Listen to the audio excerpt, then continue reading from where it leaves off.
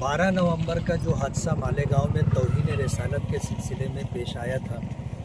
कि त्रिपुरा और दीगर इलाके में सरकार दो आलम सल्लल्लाहु अलैहि वसल्लम की तौहीन का जो मामला हुआ था, ऑल इंडिया सुन्नी जमीयतुल उलमा और रज़ा एकेडमी ने बंद का आह्वान किया था और उसको कुछ शरपसंद लोगों ने उस मामले को जो है सत्यानाश करने के लिए इस बंद के अंदर जो है हंगामा किया, जिसकी वजह से हालात बिगड़ गए और तकरीबन 55 से 60 लोग जो है उस मामले में अरेस्ट हैं।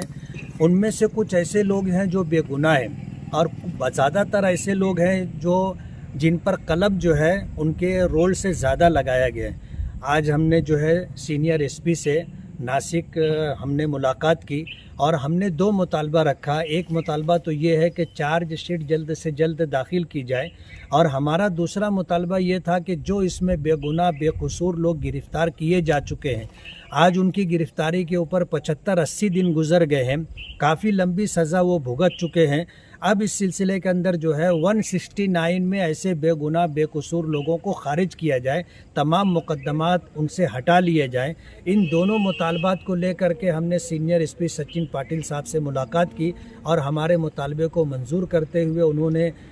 नीचे आदेश दे दिया है और उस आदेश के मुताबिक चार्ज शीट जो है इंशाअल्लाह